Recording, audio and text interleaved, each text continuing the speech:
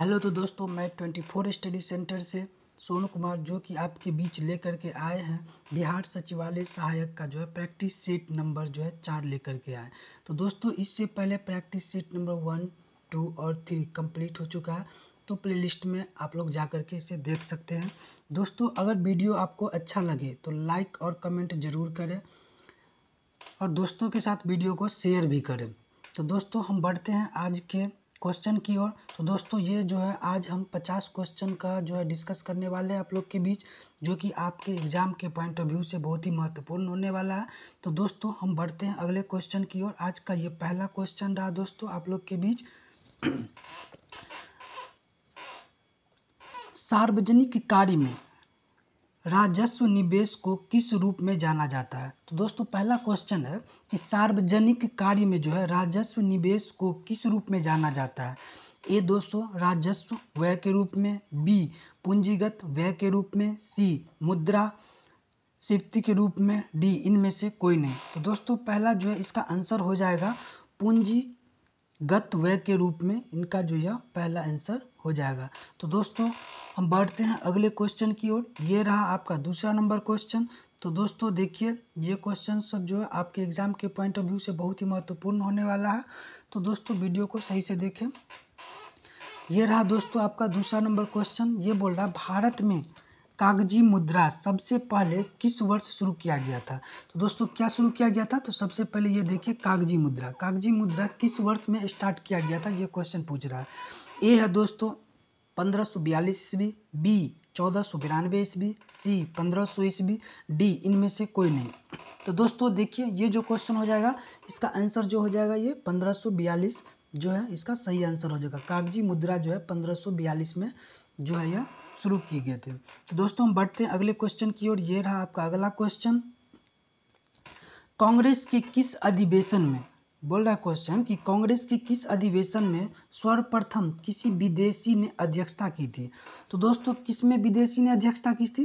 तो कांग्रेस के अधिवेशन में जो सर्वप्रथम जो है किस विदेशी ने अध्यक्षता की थी? तो दोस्तों, इलाहाबाद, ए बी में मुंबई, सी मद्रास, डी कोलकाता। दोस्तों, इसका जो सही आंसर हो जाएगा वो हो जाएगा इलाहाबाद। तो दोस्तों, बढ़ते हैं अगले क्वेश्चन की ओर। ये रहा आपका अगला क्वेश्चन। महाद्वीपीय प्रवाह सिद्धांत के प्रणेता कौन है?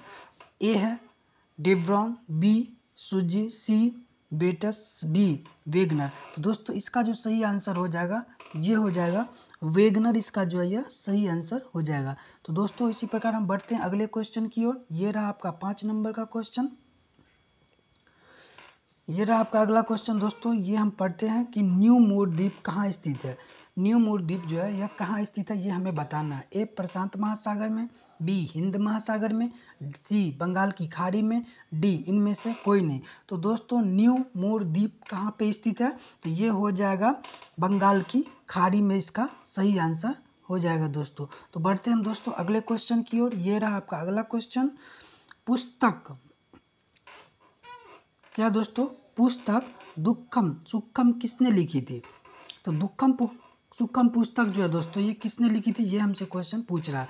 ए ममता कालिया, बी कंचन त्रिपाठी, सी सुमित्रा पात्रा, डी रागिनी अग्रवाल। तो दोस्तों, इसका जो सही आंसर हो जाएगा ममता कालिया, जो इसका सही आंसर हो जाएगा। ममता कालिया के द्वारा जो है दुक्कम सुक्कम पुस्तक जो है लिखी गई थी। तो दोस्तों, हम बढ़ते हैं अगले क्वेश्चन की ओर। ये रहा आपका अगला क्वेश्चन दोस्तों। कोबाल्ट का रासायनिक प्रतीक क्या है? तो दोस्तों, हमसे क्वेश्चन पूछ रहा है कि कोबाल्ट का रासायनिक प्रतीक क्या है? तो दोस्तों, ए CO, बी के, सी CO3, डी KL। तो दोस्तों, इसका जो सही आंसर हो जाएगा वो CO, इसका सही आंसर हो जाएगा। तो दोस्तों देखिए, ये क्वेश्चन सब जो है बार बार पूछा जाता है, इस लेकर के आप लोग इस पर ज़्यादा ध्यान दीजिए। तो बढ़ते हैं दोस्तों हम अगले क्वेश्चन की ओर। ये रहा आपका अगला क्वेश्चन। भारत में कितने अखिल भारतीय सेवाएं हैं? तो दोस्तों, अखिल भारतीय सेवा भारत में जो है वो कितने हैं? ए 1 है, बी 2 है, सी 3 है, डी 4 है। तो दोस्तों, यहाँ पे जो है अखिल भारतीय सेवा जो है वो कितने हैं? तो वो 3 है। ये इसका सही आंसर हो जाएगा। तो दोस्तों हम बढ़ते हैं इसी प्रकार अगले क्वेश्चन की ओर। ये रहा आपका दोस्तों अगला क्वेश्चन, इसे थोड़ा छोटा कर लिया जाए। ये देखिए दोस्तों, ये रहा आज का अगला क्वेश्चन। किस प्रक्रम के द्वारा स्वपोषी बाहरी से पदार्थ को लेते हैं तथा उन्हें ऊर्जा से संचित रूप में परिवर्तन कर देते हैं? तो दोस्तों आज का जो क्वेश्चन है 9 नंबर का, ये बोल रहा है कि किस प्रक्रम के द्वारा स्वपोषी बाहर से पदार्थ को लेते हैं तथा उन्हें ऊर्जा के संचित रूप में परिवर्तित कर देते हैं? तो दोस्तों ऑप्शन नंबर इसका जो है प्रकाश संश्लेषण, बी जाइलम, सी फ्लोएम, डी संवहन। तो दोस्तों इसका जो सही आंसर हो जाएगा प्रकाश संश्लेषण, इसका जो है राइट आंसर हो जाएगा। तो दोस्तों बढ़ते हम अगले क्वेश्चन की ओर। ये रहा आपका 10 नंबर क्वेश्चन। मानवों में धानग्राही किसका पता लगाते हैं? तो दोस्तों मानवों में जो है धानग्राही किसका पता लगाते हैं? ए स्वाद का पता लगाते हैं, बी गंध का पता लगाते हैं, सी ए बी दोनों का पता लगाते हैं, डी इनमें से कोई नहीं। तो दोस्तों मानवों में जो धानग्राही किसका पता लगाते हैं? तो वो गंध का पता लगाते हैं। इसका सही आंसर हो जाएगा गंध का पता लगाते हैं। तो दोस्तों हम बढ़ते हैं अगले क्वेश्चन की ओर। ये रहा 11 नंबर का क्वेश्चन, इसे थोड़ा छोटा कर लिया जाए, जो कि आपके एग्जाम के पॉइंट ऑफ व्यू से ये भी क्वेश्चन बहुत ही महत्वपूर्ण होने वाला है। दोस्तों देखिए इस क्वेश्चन को पढ़ते हैं। विश्व स्वास्थ्य संगठन में पूर्व अर्हता प्राप्त करने वाले विश्व के सबसे पहली आंत ज्वर के टीके का क्या नाम है? तो दोस्तों ये टीका का नाम पूछ रहा है, किस टीके का नाम दोस्तों? तो विश्व स्वास्थ्य संगठन से पूर्व अर्हता प्राप्त करने वाली विश्व के सबसे पहली आंत ज्वर के टीके का नाम। तो आंत ज्वर के टीके का नाम पूछ रहा है दोस्तों। ए हो जाएगा इंट्रावेशन, बी हो जाएगा टाइप वार टाइफाइड संयुक्त हो जाएगा, सी हो जाएगा टाइफाइड इंजेक्शन, डी इनमें से सभी। तो दोस्तों इसका जो हो जाएगा टाइप वार टाइफाइड संयुक्त जो है इसका राइट आंसर हो जाएगा। तो दोस्तों हम बढ़ते हैं अगले क्वेश्चन की ओर। ये रहा 12 नंबर का क्वेश्चन। तो दोस्तों इसे भी हम पढ़ते हैं। जब कोई वस्तु समान समयांतराल में समान दूरी तय करता है तब उसकी चाल कैसी होगी? तो दोस्तों ये क्वेश्चन जो बोल रहा है जब कोई वस्तु समान समय अंतराल में समान दूरी तय करती है तब उनकी चाल कैसी होगी?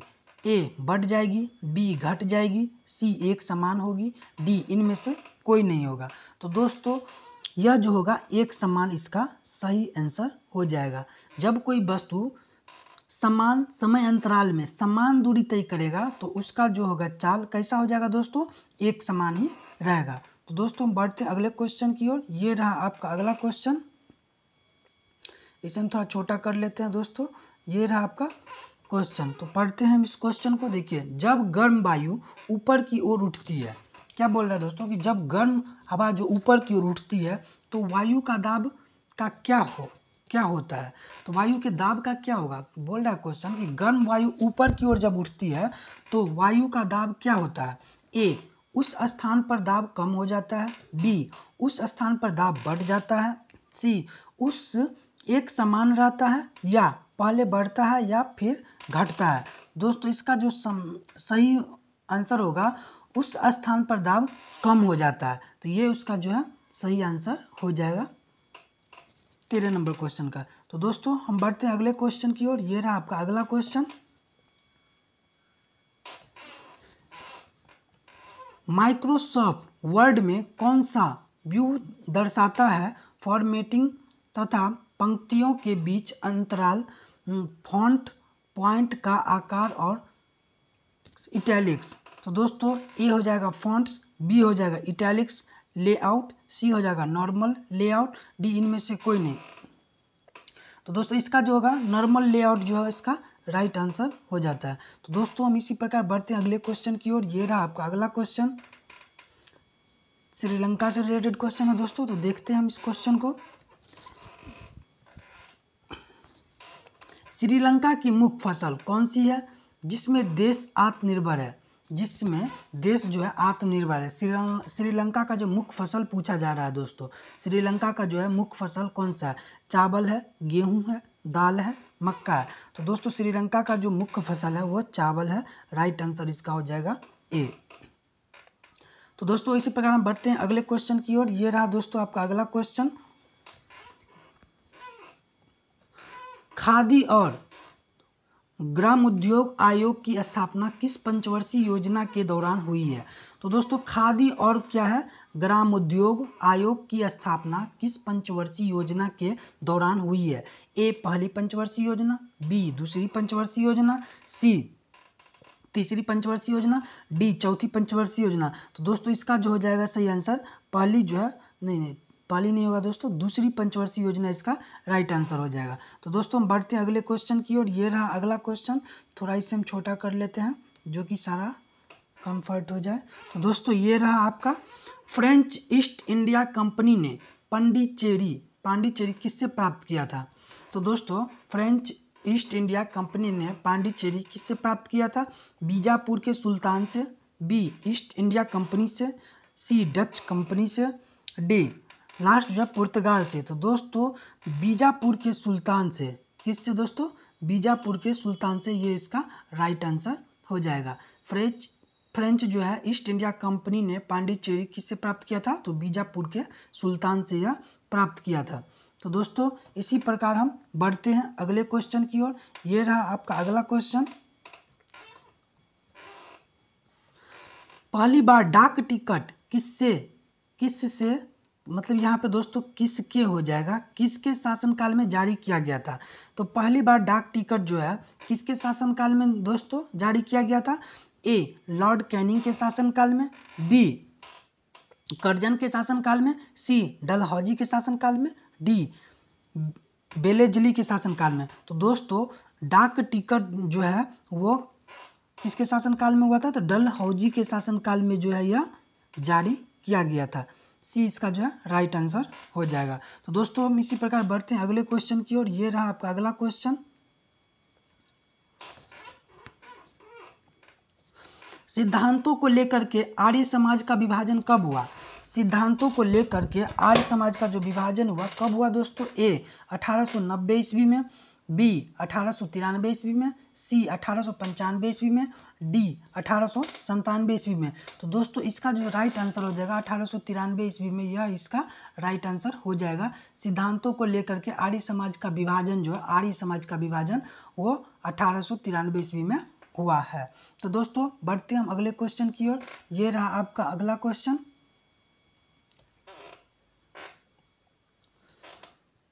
एडमंड हिलेरी तथा तेंजिंग नॉर्वे के द्वारा विश्व की सर्वोच्च पर्वत चोटी माउंट एवरेस्ट पर सबसे पहले किस वर्ष विजय प्राप्त की गई? तो दोस्तों ये क्वेश्चन बोल रहा है कि एडमंड हिलेरी तथा तेंजिंग नॉर्वे, एडमंड हिलेरी और तेंजिंग नॉर्वे जो है द्वारा विश्व की सर्वोच्च पर्वत चोटी माउंट एवरेस्ट पर सबसे पहले किस वर्ष विजय प्राप्त किया गया था? तो बोल रहा है दोस्तों कि माउंट एवरेस्ट पर जो है सबसे पहले जो है विजय कब प्राप्त किया गया था एडमंड हिलेरी तथा तेंजिंग नॉर्वे के द्वारा? ए है 1952 में, बी 1968 में, सी 1956 में, डी 1953 में। तो दोस्तों इसका जो हो जाएगा 1953 इसका राइट आंसर हो जाएगा। तो दोस्तों हम बढ़ते हैं अगले क्वेश्चन की ओर। ये रहा आपका अगला क्वेश्चन।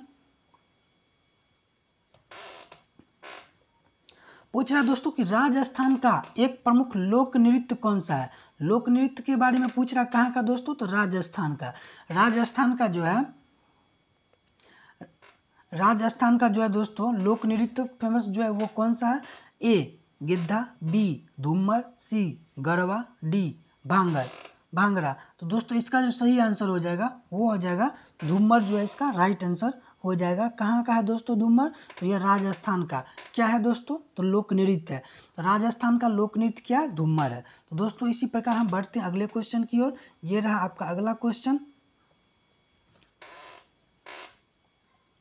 भारत ने किस देश के साथ कालादान मल्टी मॉडल यातायात योजना का कार्य प्रारंभ किया है? तो भारत ने किस देश के साथ कालादान मल्टी मॉडल यातायात, तो दोस्तों ये क्वेश्चन है कि कालादान मल्टी मॉडल यातायात योजना का कार्य प्रारंभ किया है। ए म्यांमार ने किया है, बी ईरान ने किया है, सी सऊदी अरब ने किया है, डी इनमें से कोई नहीं किया है। तो दोस्तों म्यांमार के द्वारा जो है कालादान मल्टी मॉडल यातायात योजना स्टार्ट किया गया, किसके द्वारा दोस्तों? तो ये हो गया म्यांमार के द्वारा, राइट आंसर ए हो जाएगा इसका।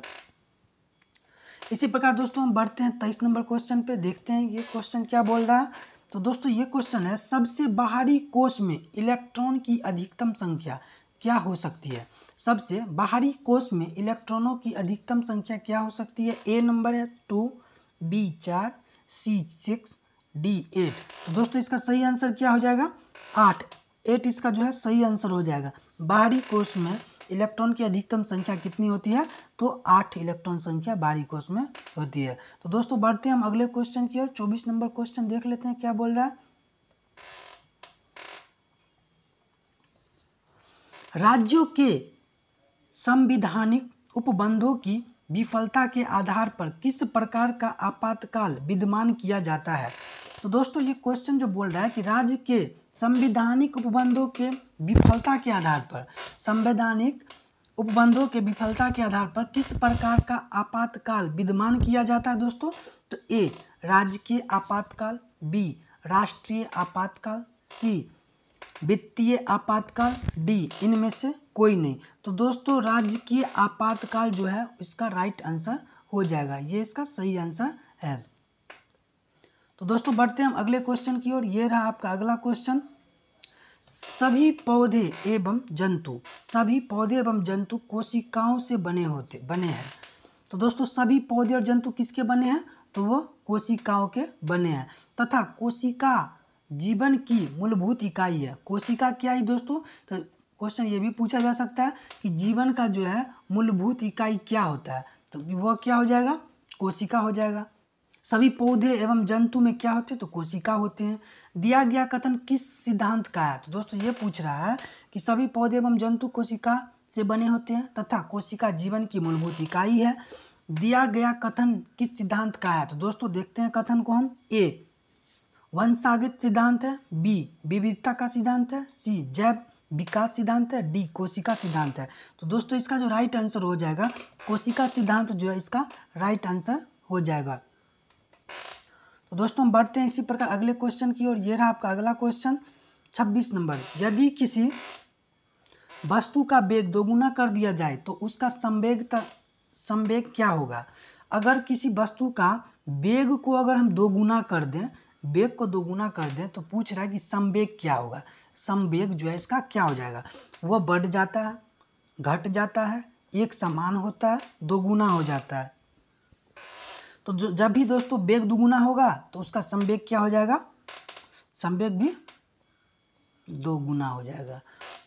तो बढ़ते हैं दोस्तों अगले क्वेश्चन की ओर। ये रहा आपका अगला क्वेश्चन।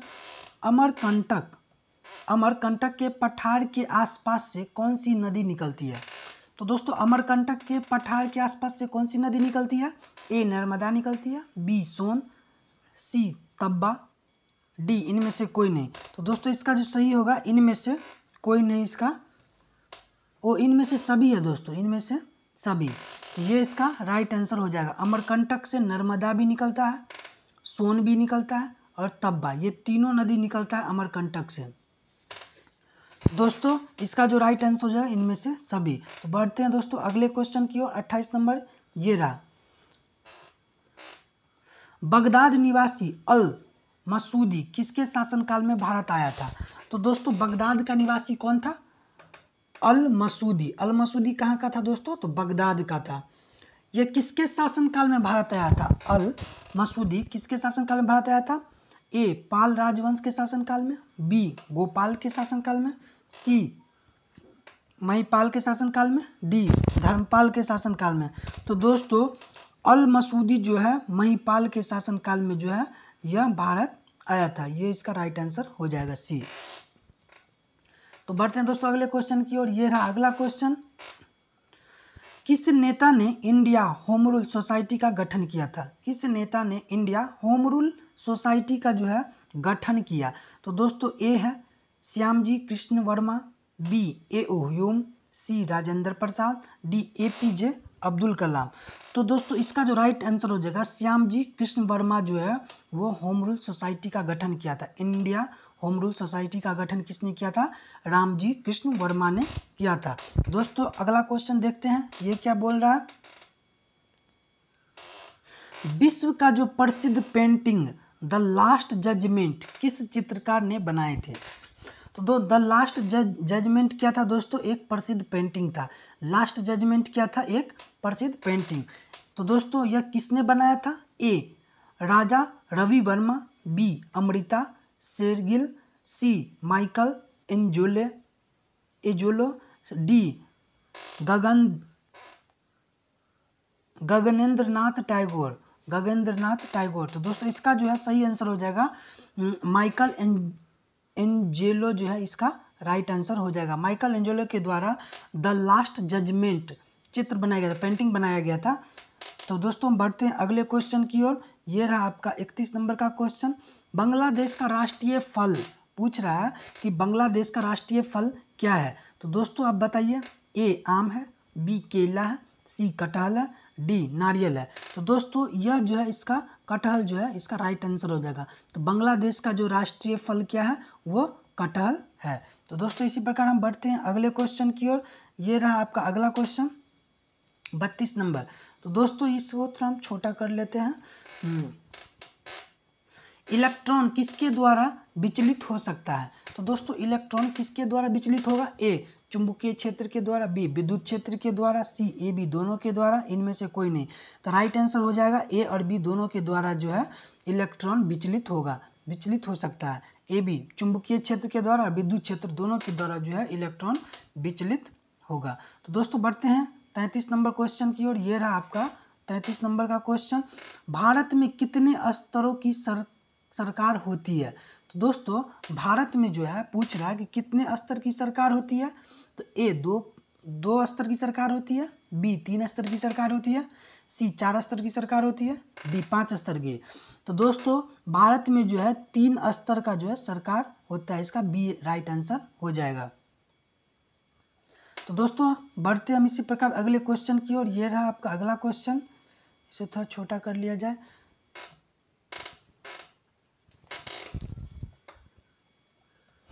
ध्वनि किसका एक रूप है? पूछ रहा है कि ध्वनि किसका एक रूप है जो हमारे कानों में श्रवण का संवेदन उत्पन्न करता है? ए ऊर्जा का, बी वायु का, सी पानी का, डी बल का। तो दोस्तों इसका जो राइट आंसर हो जाएगा ऊर्जा, इसका राइट आंसर हो जाएगा।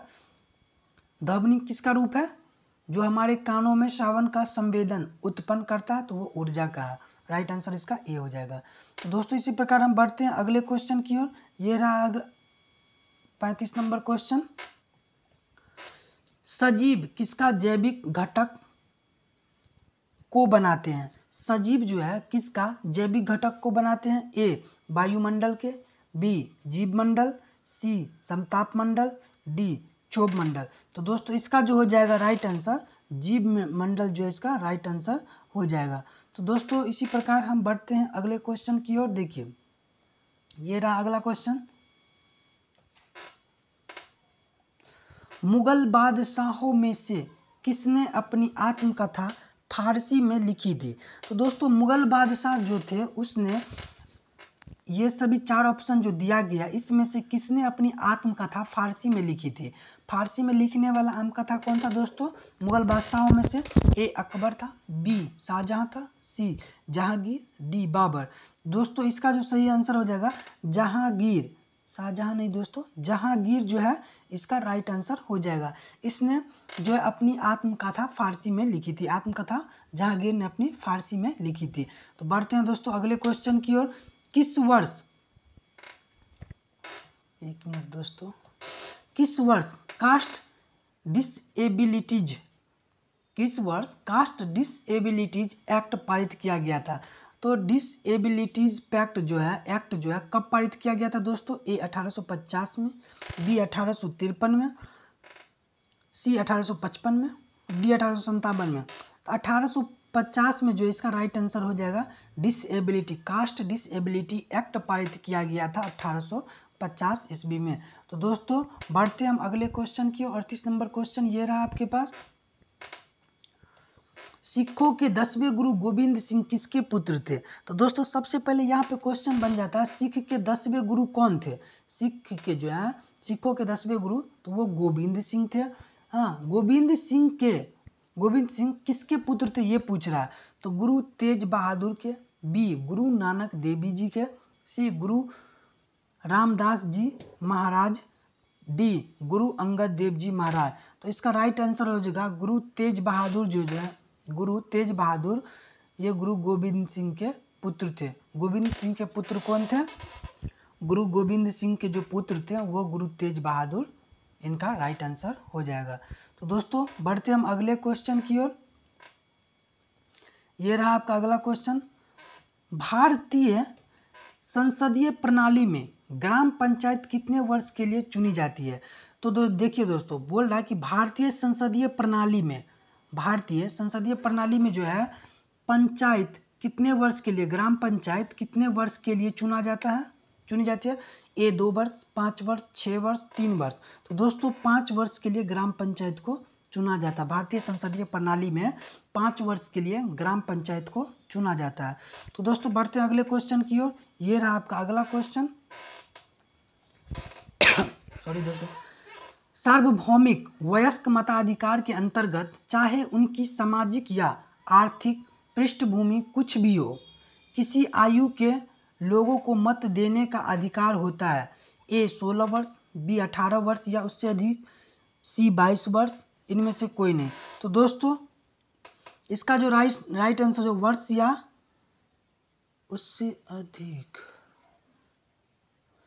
तो ये हो जाएगा उसका 18 का बी आंसर, 18 वर्ष या उससे अधिक हो जाएगा। वही तो पूछ रहा दोस्तों कि सार्वजनिक वयस्क मताधिकार पूछ रहा है, मतलब वोट देने का जो होता है उम्र होता है, तो वो कितना 18 वर्ष या उससे अधिक हो जाता है। तो दोस्तों बढ़ते हैं हम अगले क्वेश्चन की ओर। ये रहा आपका अगला क्वेश्चन। पुष्प का कौन सा भाग परागकण बनाता है? मतलब पुष्प मतलब यहाँ पे होगा फूल का जो है कौन सा भाग परागकण बनाता है, जो कि सामान्यतः पीले रंग का होता है। तो फूल का जो है दोस्तों कौन सा भाग परागकण बनाएगा, जो कि सामान्यतः पीले रंग का होता है? ए पुंकेसर पीले रंग का होता है या नहीं ये बताइए। बी स्त्री केसर, सी पंखुड़ी, डी अंडाशय। तो दोस्तों इसका जो होगा पुंकेसर जो है पीले रंग का होता है। फूल का जो परागकण बनता है, फूल का कौन सा भाग परागकण बनता है, तो पुंकेसर जो कि पीले रंग का होता है। फूल का कौन सा भाग दोस्तों बनेगा, तो परागकण पीले रंग का बनेगा पुंकेसर वही। तो दोस्तों बढ़ते हैं हम अगले क्वेश्चन की ओर। ये रहा आपका अगला क्वेश्चन। ध्वनि के संचारण को किसी माध्यम में किसके परिवर्तन के संचरण की तरह देखा जा सकता है? ए घनत्व, बी ताप, सी दाब, डी क्षेत्रफल। तो दोस्तों इसका जो राइट आंसर हो जाएगा घनत्व, इसका राइट आंसर हो जाएगा ए। तो दोस्तों इसी प्रकार हम बढ़ते हैं अगले क्वेश्चन की ओर।